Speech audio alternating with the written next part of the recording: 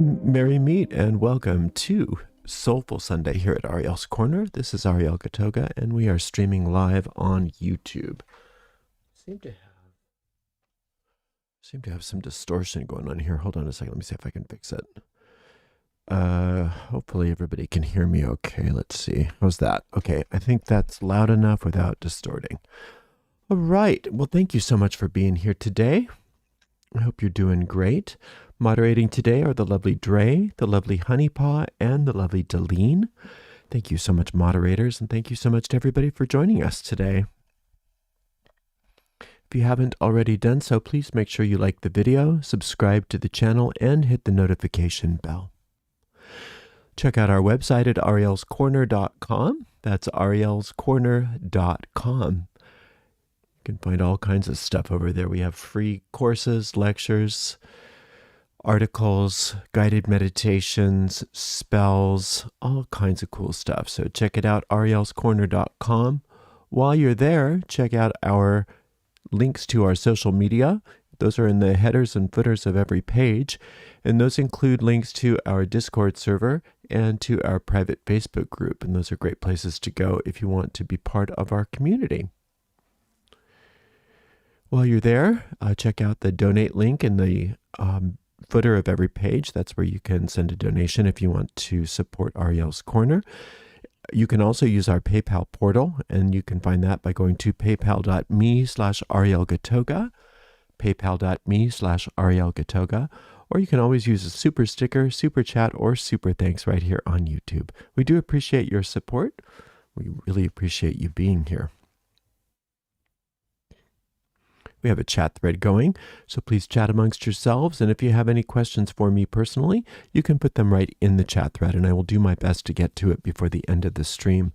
I have a packed day today, so I have to be off on time. So if for some reason I go over or something happens and I can't get to your question, please bring that question over to the Discord server or to the private Facebook group so we can answer it there. All right, let's get going. I'm a little bit out of it today, more than normal. I'm always a little bit out of it, but I caught a cold. I feel good enough to work today, but I noticed that I'm just a little bit woozy. So please be patient with me. I'll do my best. If you are in a place where it is safe and appropriate, please close your eyes and begin to take some nice, long, slow, deep, relaxing breaths in through your nose and out through your mouth. With every inhale, feel more light and peace entering the body and mind. With every exhale, let go of all the tension in your body, along with anything in your mind you do not want. Inhaling peace, exhaling as you let go. We picture ourselves on top of a beautiful mountain, in the center of a circular grove of trees. In the center of our circle, a bonfire blazes forth. It lights us and the grove with a sacred golden light. We recognize that this is the light of perfect love and perfect trust, and it easily and efficiently burns away everything unlike itself, leaving us safe and serene. Into our sacred space, we call upon the presence of our Creator. To many of us, our Creator reveals themselves to be a mother and father, a goddess and God. We also call upon our angels, our guides, and our teachers. We ask that we be guided as we walk upon the way, becoming happier, more peaceful, more prosperous, more magical, and more loving people. Blessed be.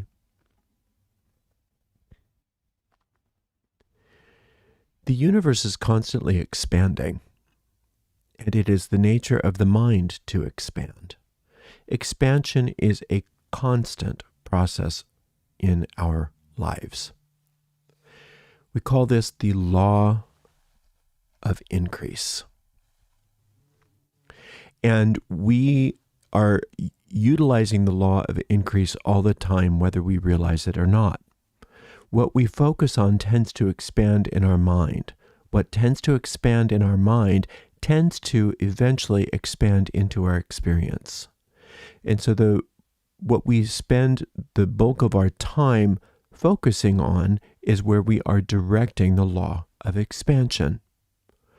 And what we harbor in our minds, in other words, what we think about secretly, we are increasing the rate at which that law of expansion operates. You can think of it like a pressure cooker. It's one thing to put a pot of water on the stove and heat it up, and then the steam starts to rise as the water boils. As the water boils, the steam begins to rise. Now, if you were to leave that there, eventually the water would boil dry and there would be no more steam. But you could also put a lid on the pot, and that would intensify somewhat the steam because it wouldn't allow it to escape as easily. But if you were to put a pressure cooker cover on the pot, you could actually use that steam in a more concerted manner.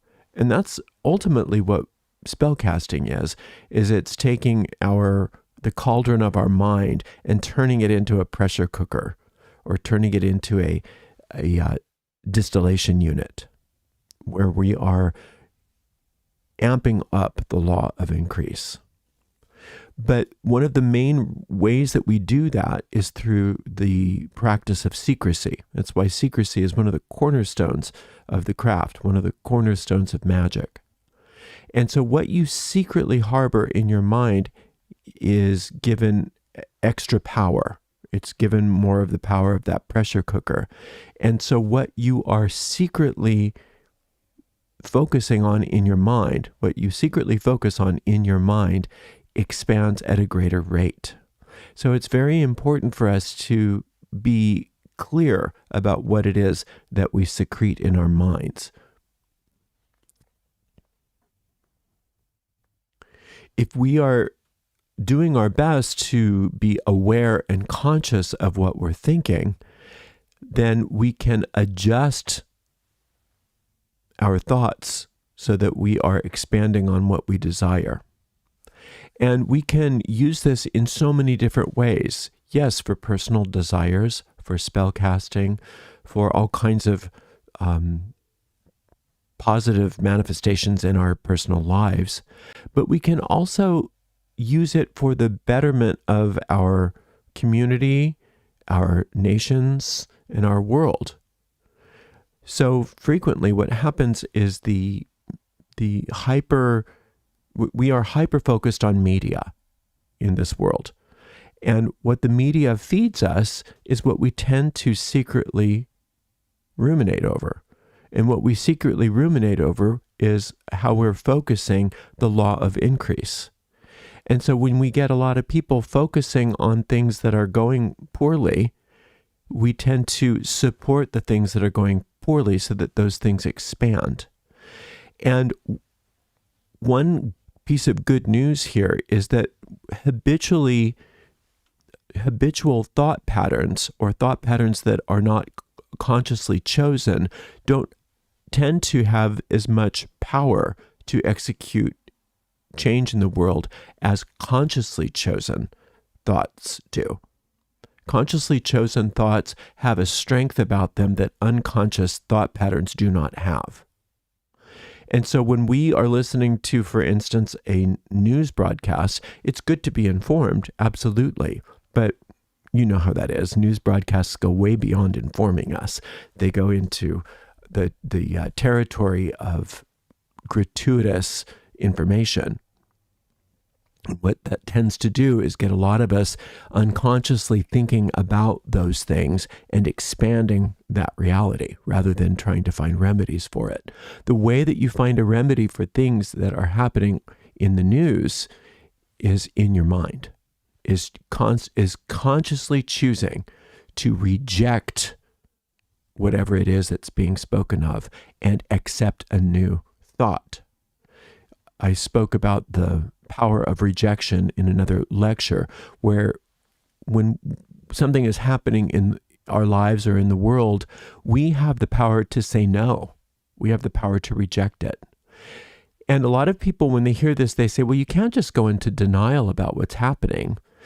And my response to that is, I don't think that that's a big I don't think that there's a huge danger of people going into denial about what's on the news. I don't see that happening anytime soon. So I think we're safe in regards to that. But when you understand the power of denial, the power of rejection, consciously chosen rejection, you can, when you see a piece of news or a piece of news is coming into your consciousness, you can reject it. You can say, no, I reject this. This does not happen. This cannot happen. I reject the power of this. And instead, I see, and then you rewrite that. You rewrite whatever it is in your mind, how you want to see it change. The power of you choosing that deliberately overcomes so many other minds that are unconsciously regurgitating that news story and invoking the law of increase in an area that we don't want it to be increased. So it's not saying that you're not denying that it's happening. You're denying its power to continue happening. You are making a concerted choice. No, I reject that. I reject the power of this. If there's a person doing something horrible, some politician perhaps doing something horrible, my tendency when I hear about it is to say, that personality doesn't exist. There is no such personality as this. It cannot exist. I reject that personality because that personality is not God's will. And if it's not God's will, it's not real. It's only real within the realm of an illusion or a hallucination. Therefore, it does not exist. And I remind myself of that again and again and again. I reject it out of hand, that personality can even exist, let alone have power. And I do that enough every time that particular personality comes across my consciousness for whatever reason, so that I'm convinced that that personality doesn't exist. And I expect to see that whatever the problems that person is causing in the world starts to diminish. I expect to see their control diminishing. The same thing with criminals.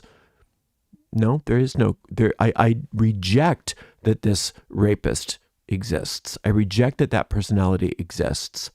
It only can exist within the realm of a hallucination, and therefore I reject it. Only safety exists. Only love exists.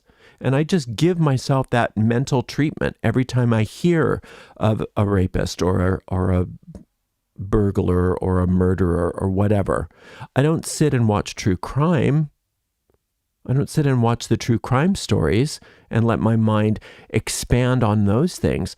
But when I'm reading the newspaper, which I still do, believe it or not, I'm one of the only people I think that does.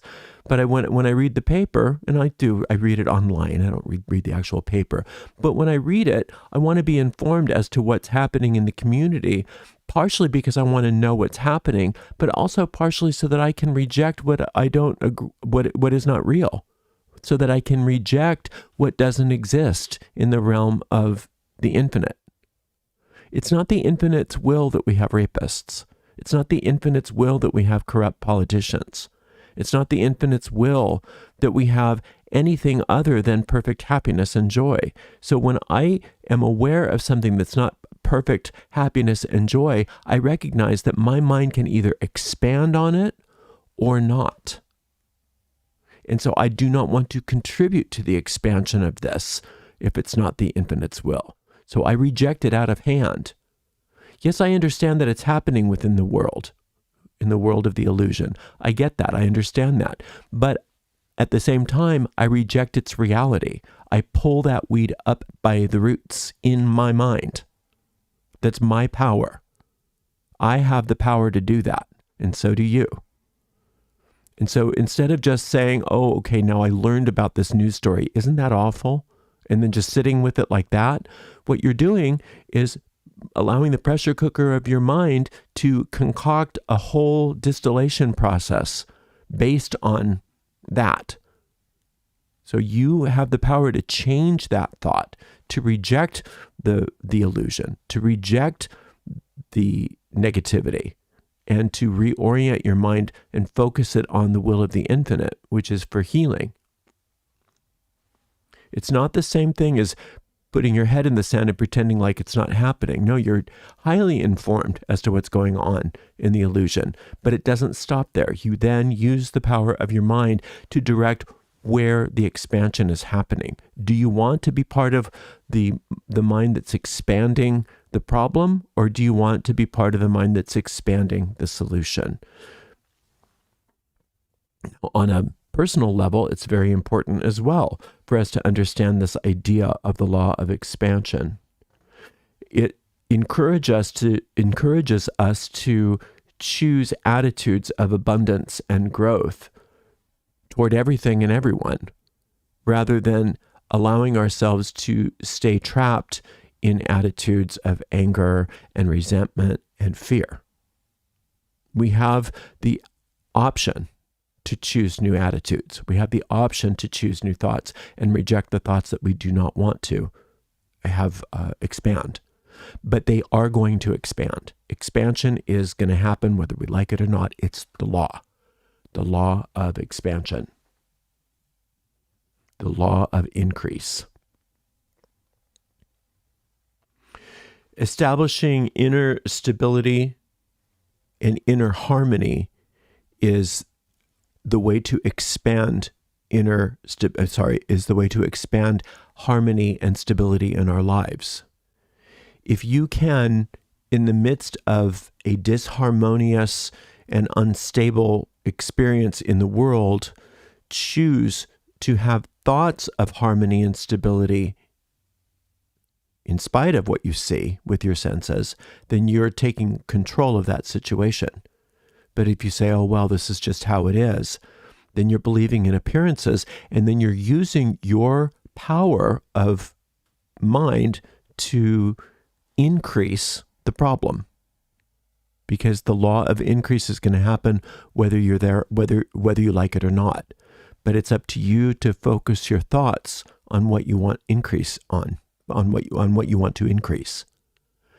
If you're really clear on the idea that what we secrete in our minds, the secret thoughts that we harbor in our minds, are what are increasing, it becomes extremely imperative to us to be hypervigilant with the thoughts and attitudes that we carry, and not just allow ourselves to think whatever and to have whatever kind of attitude. Now, that's not to say that you can't have a bad day or a bad moment or have a temper tantrum or have a problem. Of course you can, but you clean it up as soon as you notice it. You don't just you don't just excuse that attitude as being, well, that's just the way I am, because then that gives you permission to perpetuate that attitude. And if you perpetuate that attitude, you're going to increase your experience of those things. We understand that will, faith, imagination, and secrecy are the cornerstones of power in magic. So we must use our willpower to direct our thoughts and to upend our thinking process, to notice when we're off track, to notice when we're indulging in thoughts and attitudes which we do not want to increase. Use our willpower to refocus our minds, to reject those thought forms, and to refocus our mind on what we do want. We have to understand that we are using our imagination all the time. People say, I can't visualize. Well, you can, and you do.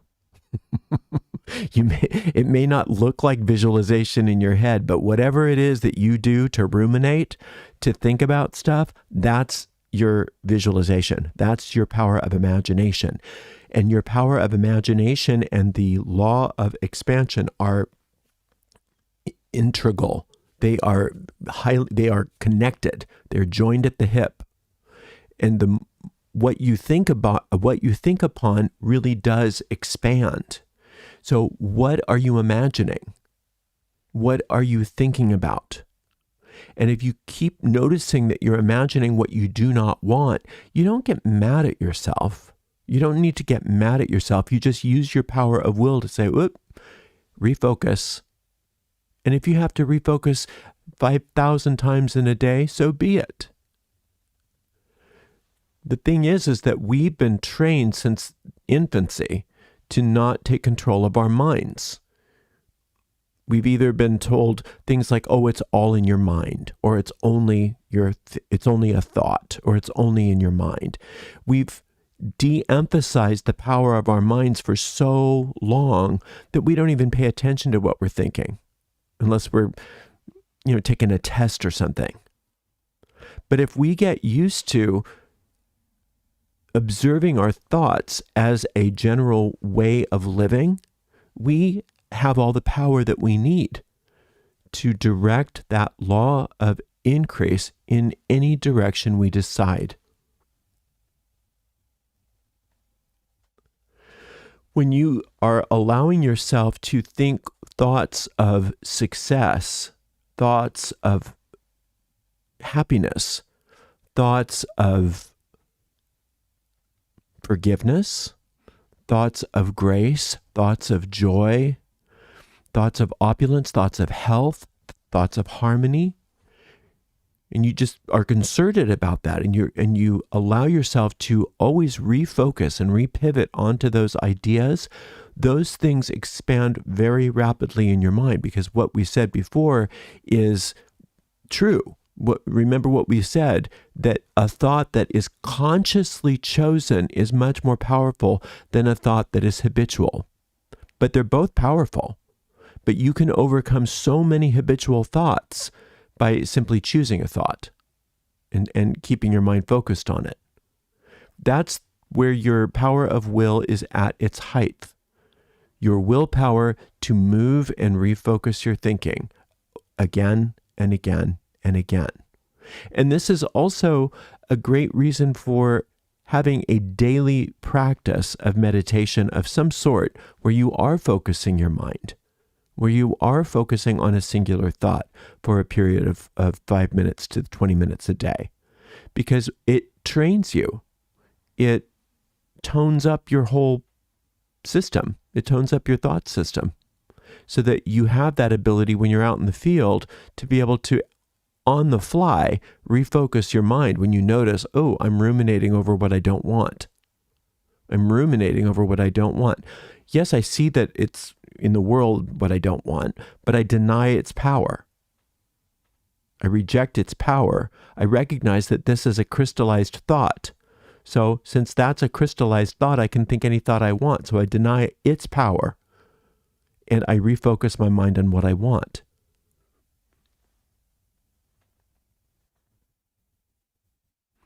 There's a distorted sense of the idea of justice that we have in this world. Human ideas of justice are a zero-sum mindset. One person's gain is another person's loss. And this is why fear-based behaviors diminish other people to elevate oneself. And recognizing this when we're participating in it, or when we're noticing it in the world, enables us to immediately reject that thought and recognize this is not divine justice. Divine justice is not zero-sum. Divine justice is for everybody. Divine justice is equilibrium. It's balance. And so what we want is we want our minds to be filled with equilibrium and balance so that what we project into the law of increase is equilibrium and balance.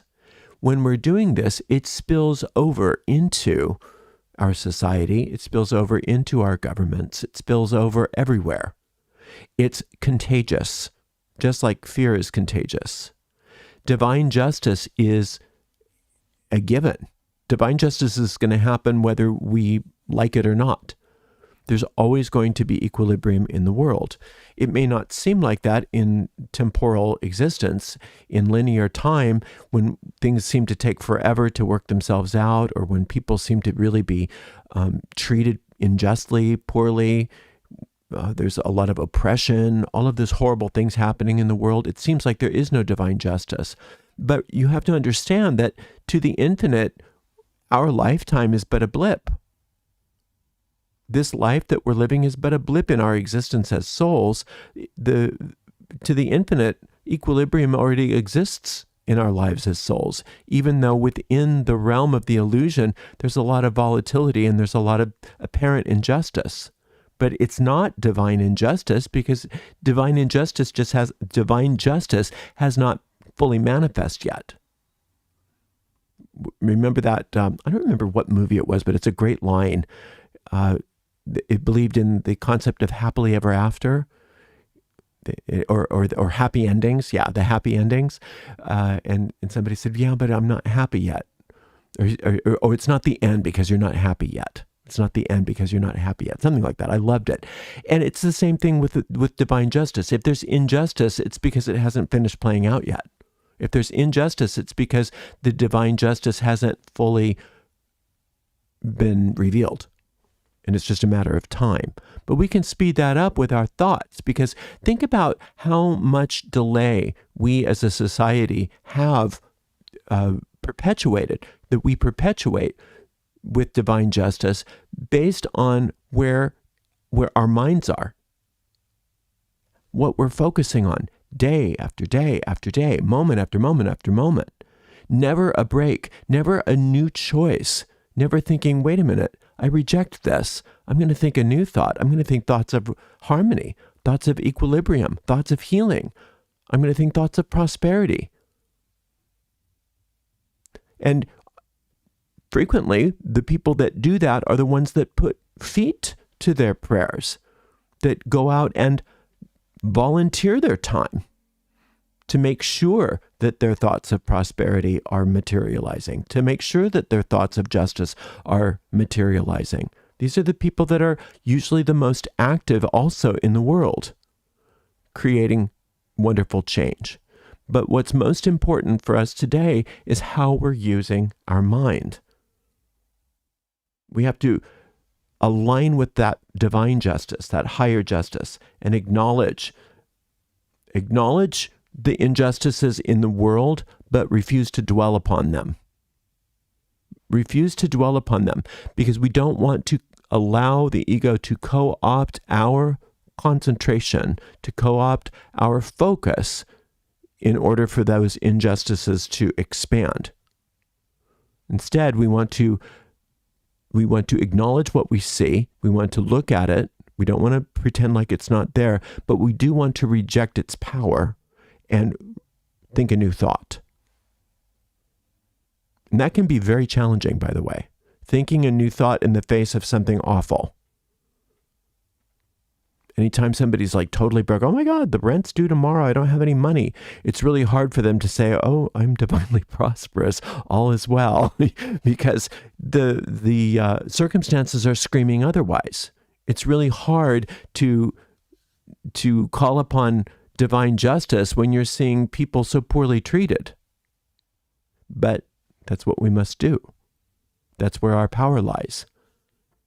Recognizing what's happening in the illusion, recognizing that that's a product of the law of expansion being misappropriated by the human mind, and allowing our own individual consciousness to take a stand and recognize I'm more powerful than all of these other thought forms in this moment because of a couple of reasons. For one reason, I'm consciously choosing a new thought. I'm not habitually choosing a thought. I'm consciously choosing a thought, so that already gives me power. And I'm aligning with the infinite's thought. I'm not aligning with the thought of the illusion. I'm not aligning with the thought of the lie or the miscreation. I'm aligning with the infinite. So if you're making a new choice consciously, and that new choice is to align with the thought of the infinite, your thought can cancel out thousands and thousands of other thoughts both of your own and in the general consciousness. That's how much power you have. But you have to use it. If you don't use it, it's just a theory. You have to prove it to yourself. You can take one small, because remember sphere of influence and all of that, but take one small news article, one small little thing that's not a huge issue to you, but you still think it's bad. And say, I reject this. And you start thinking, you're putting your thoughts focused on a different outcome, what you want to see instead for your community or for your nation or whatever. And notice how much power you have, that thing starts to change just because you decided to take a stand. Once you see that in action, that's how your sphere of influence can actually expand.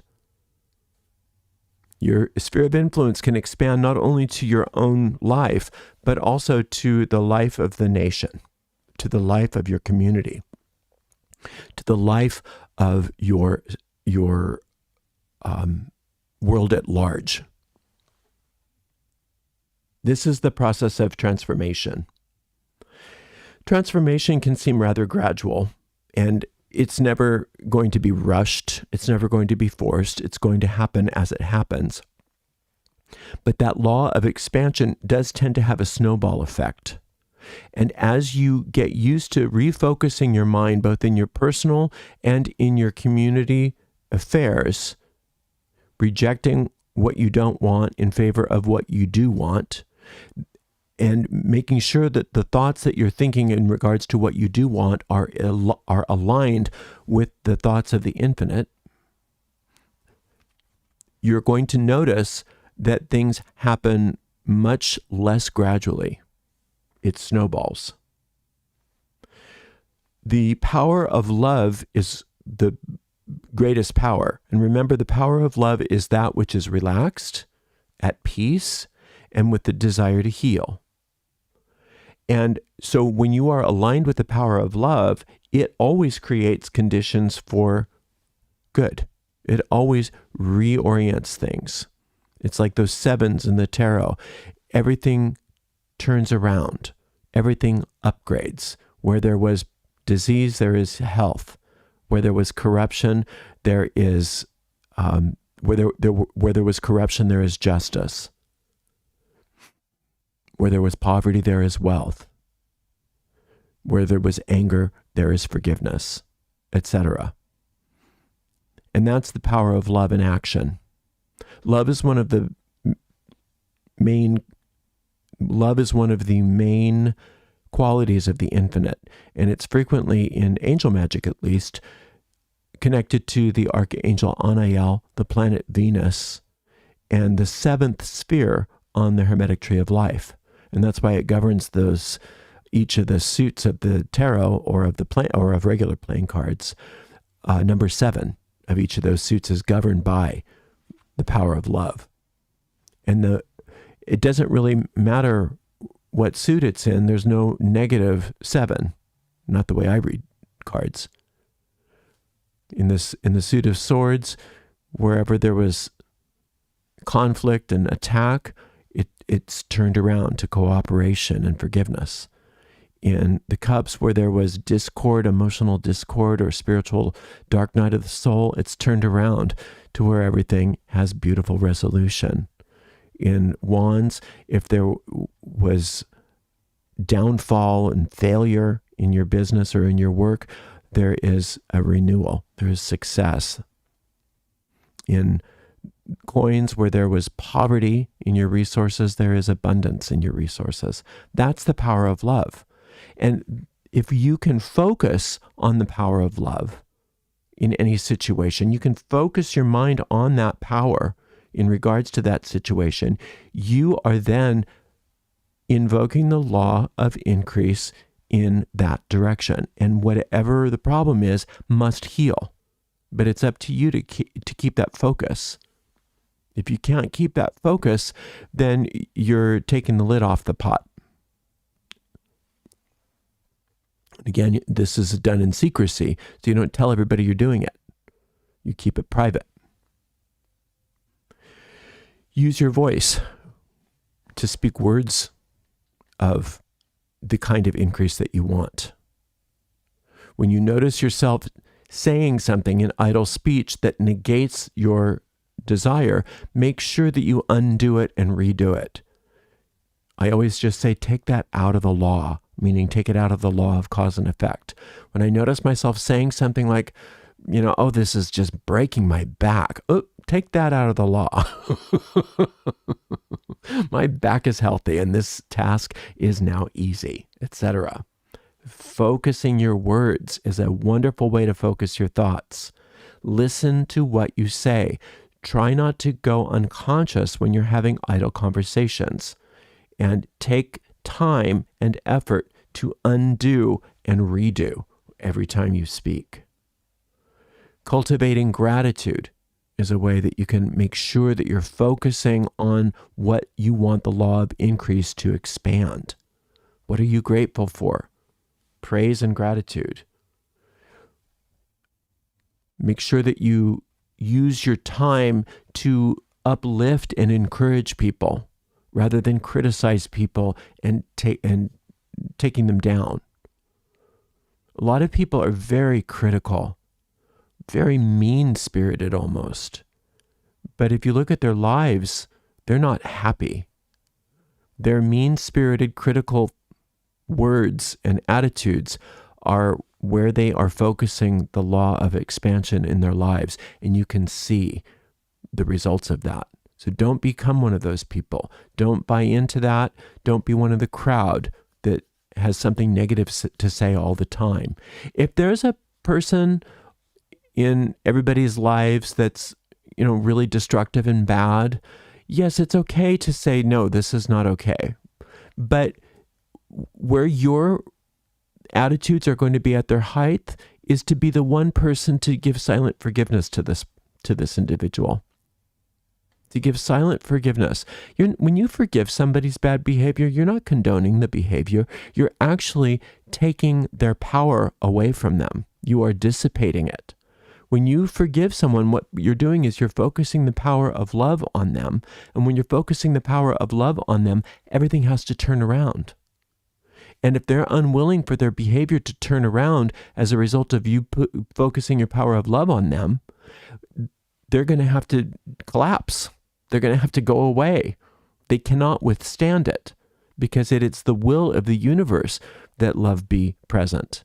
And if they're thwarting love, as long as we're not propping them up, they have no leg to stand on. So you have a lot of power. When everybody else is upset or is assuming that the things are the way they are, and your silent love, your silent forgiveness, your silent thoughts of encouragement and upliftment are capable of undoing thousands and thousands of critical thoughts. And this is prosperity right here. This is what prosperity actually is. Prosperity is, yes, having resources, physical resources, and you're more than welcome to as many resources as you want. You can have as much money as you desire, as much furniture in your home, as many clothes. That's all fine. But that's not really what prosperity is ultimately. Yes, it's included, but prosperity is health of mind, first and foremost, and then health of body as a result of that health of mind. It's peace. It's poise. It's plenty. When you are willing to focus your mind on the highest thought you're capable of thinking, that's what will be expanding. And remember, the higher the thought, the more powerful it is. Higher thought vibrations cancel out lower thought vibrations. It's just how it works. It's like pouring bleach onto something. It's just going to get rid of it. It's just going to go away. So the more you can elevate your thoughts, the more you can elevate your thinking, the more good you're doing for the world and for yourself. And remember, this is all done in secret if you want it to be really powerful. This ripple effect that you are instigating is a byproduct of the law of increase. This ripple effect goes out. It's like I said, it's like pouring bleach into some stained fabric and allowing that stain to be dissolved. And it ripples out. And as it ripples out, it increases. And a lot of the people that say they want things to work out, that say they want world peace, that say they want to end world hunger, are not willing to give up are usually not willing to give up their investment in the problem, because they're much more interested in complaining and protesting than they are in allowing their complaints and protests to create a solution. Now, that's not true for everybody, but it is true for a lot of people. But if you look at the people who are real movers and shakers throughout history, yes, they put feet to their prayers. Yes, they used whatever tools they could to protest or to boycott or to strike or whatever they could use. But it was backed up by conviction and a vision for something better. And that's their goal. That was their goal, was the vision of something better, not just the protest, not just the fight. The protest and the fight were necessary functions to get to their goal. So remind yourself of that. Remind yourself you don't have to listen to everybody else. You can listen to your own inner guidance, that the law of increase is always at work. What do I want to increase? Where am I placing my mind? What am I thinking about? What are my attitudes? And don't judge yourself when you notice that you have a horrible attitude about something. Join the club. But noticing it is so much farther ahead of the pack. Just even noticing that you're having a bad attitude about something you're so far ahead. And then making a choice to reorient that attitude, that's like walking on water right there. So you're already doing well, just even listening to this. But recognize that the more you commit to focusing your mind on what you want to increase and keeping it focused there is so much more powerful than any action you could ever take. And that will, by the way, inspire the action that you need to take. People usually have it backwards. They say, well, I'm going to go act and then things will get better. No, you think in terms of what you want. You think in terms of where you want to focus your thought on the law of expansion, and then you let that law of expansion direct your actions. So embrace the attitude of rich increase, of the increase of love, the increase of truth, the increase of health, the increase of all good. And using that law of increase to your advantage, because it's going to be there whether you use it for your advantage or your disadvantage. But things are going to increase. Things are going to expand. And what do you want to see expand? That's the big question. But if you align your thoughts with the thoughts of the infinite, with the qualities of the infinite, and you allow the thoughts of the qualities of the infinite to be predominant in your mind and attitude, you are an unstoppable force. Thank you so much for spending some time with me today. I so appreciate you. Until next time, blessed be. Let's see if I have any questions here. I don't. Okay. Well, I hope everybody has a wonderful day, and we will be back on Wednesday for our normal streaming week. We have Monday and Tuesday off. I'm going to get a ton of rest, and I'll be back all healthy, I hope, on Wednesday. Thank you so much to the amazing moderators, Dre, Honeypot, and Deline. We'll see you real soon. Until next time, blessed be.